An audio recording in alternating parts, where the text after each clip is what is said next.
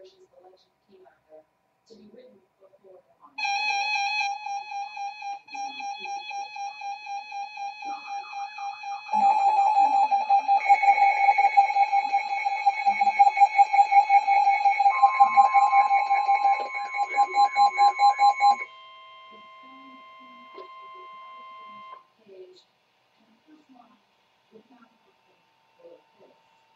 National Weather Service in Fort Worth has issued a flash flood warning for Montague County in north central Texas until 9 p.m.